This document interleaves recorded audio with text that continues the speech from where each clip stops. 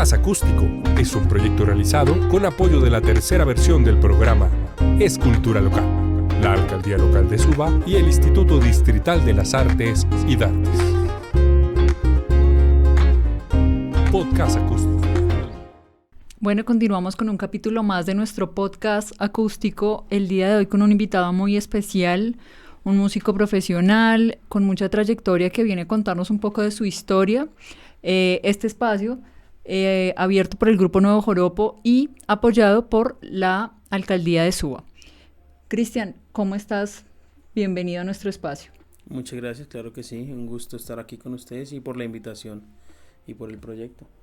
Bueno, cuéntanos un poquito de tu historia. Sé que eres de acá de Bogotá, que haces música folclórica, algo de jazz. Cuéntanos un poco sobre eso, en dónde estudiaste, de dónde el amor por la música.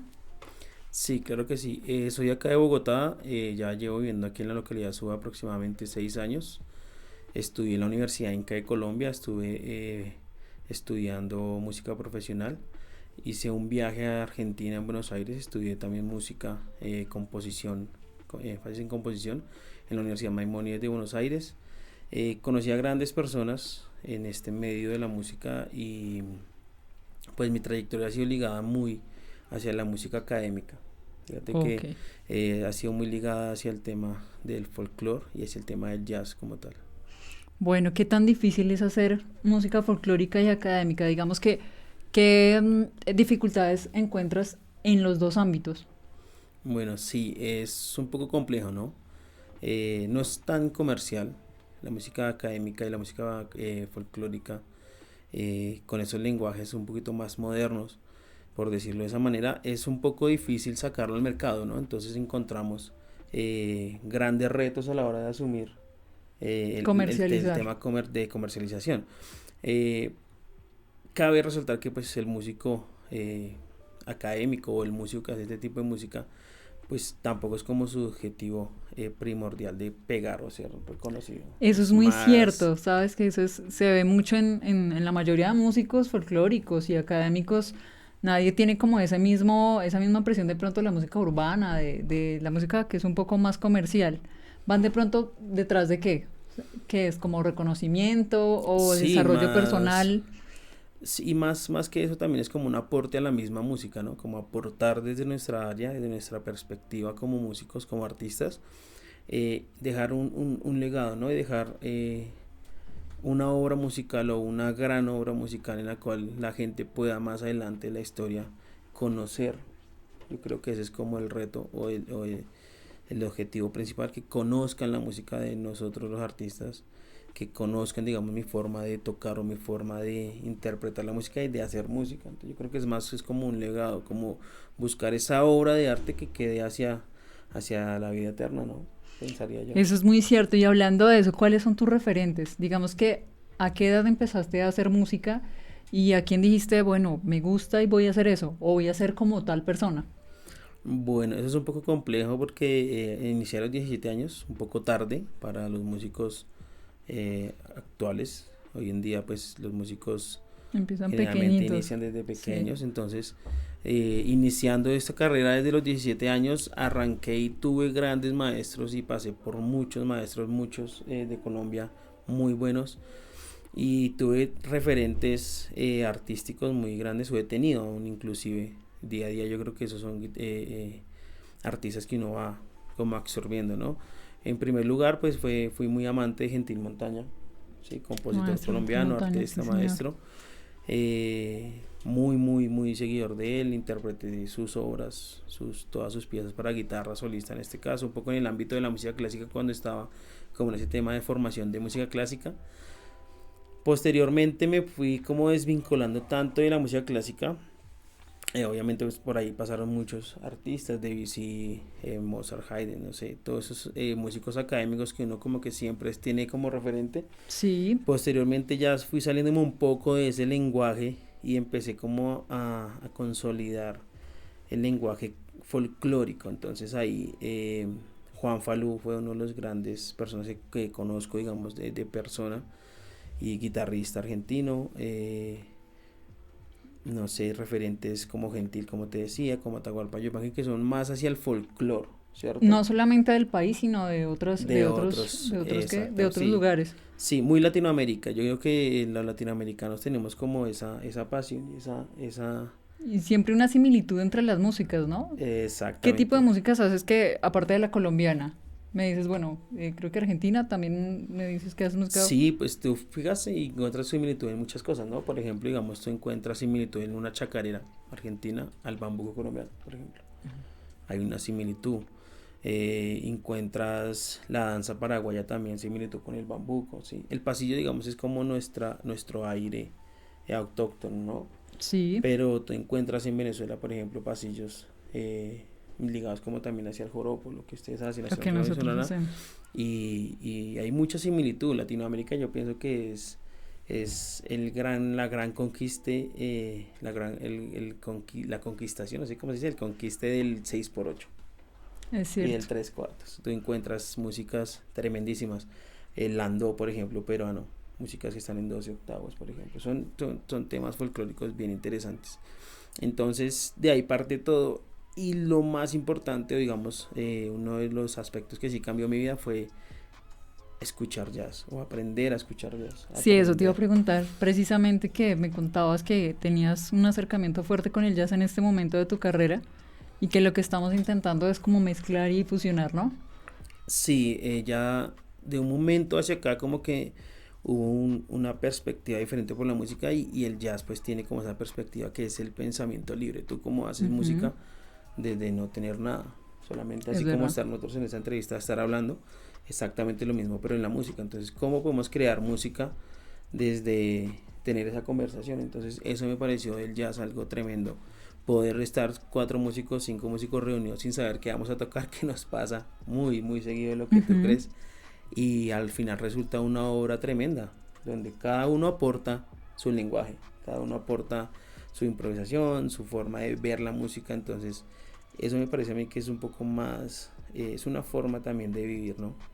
Bueno, ¿y desde hace cuánto compones? ¿Desde los inicios de tu carrera o ya hace un poco dijiste, no, voy a componer y voy a empezar a... Sí, ya inicié la composición generalmente en Buenos Aires. Allá tuve clases con Ariel Ackman y Ricardo Dama, que son dos maestros tremendos de música sinfónica. Ellos me enseñaron o empecé como el tema de la composición musical. Mucho más adelante aquí en Colombia también estudié con varios maestros. Entonces arranqué la composición desde que inicié en el énfasis de arreglos, ¿sí? Ujú. Entonces empecé a componer obras, piezas pequeñas. Muchas obras iniciales me las pedían en la universidad, como componer cierto tipo de músicas.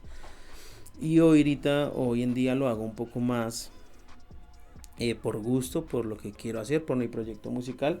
Aunque cabe destacar que pues una de las facetas que tengo como compositor es hacer música para el formato que me soliciten, por ejemplo. Ah, ok, eres músico Entonces, arreglista en general de lo que te pidan. sí, entonces he pasado por música popular, por ejemplo. Ah, qué Un chévere. lenguaje distinto, música Sí, popular. He pasado por salsa, he pasado por vallenato, joropo. he pasado por joropo. Eso está muy bien. Entonces he tenido la oportunidad como de estar componiendo para varias personas. Hace poquito estuve acompañando como a un artista nuevo que está saliendo del género popular y pues compuse como todos los arreglos y las composiciones, digamos, de los temas propios, muy ligado hacia la música que hacen mexicana, el folclore, el regional mexicano, todo eso. Regional mexicano, He sí, estado muy estuvimos... involucrado. Aparte, digamos, de que he estado pues con la música colombiana y con el jazz, me ha tocado, o pues nos toca, yo digo que es algo Sí, hace natural. parte de la labor, ¿no? También y de ampliar un Exactamente. poco como el espectro de lo que se trabaja. Sí, exactamente. No, y de la vida del músico, ¿no? Porque pues tú para También, vivir de la música tienes que hacer exactamente. 1000 cosas. Muchas cosas, eso es cierto. Quiero preguntarte acerca de tu acercamiento al dinero público para los artistas. ¿Qué obstáculo crees que es para la mayoría de músicos el más difícil de afrontar frente a acceder a estos recursos? Bueno, es complejo. Yo he estado participando ya hace bastante tiempo. Yo, aparte pues también de ser músico, tengo mi empresa privada. Yo tengo una escuela de música y un estudio de grabación, Ujú. de producción musical. Y acercarme, digamos, como al tema público ha sido siempre, pues, como lo he hecho, es muy complejo el tema del Ujú. recurso, ¿sí?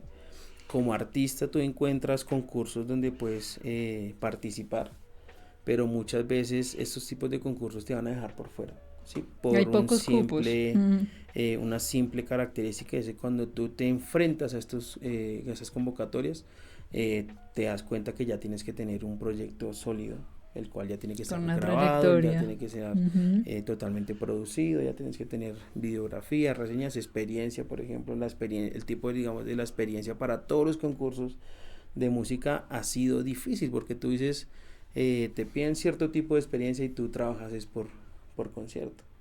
Y fíjate que esa es una de las grandes inquietudes que nosotros siempre tenemos como gestores. Yo pues digamos que me enfoco en hacer gestión cultural y yo conozco músicos impresionantes con una trayectoria impresionante que han tocado en todo lado, pero no tienen un solo certificado.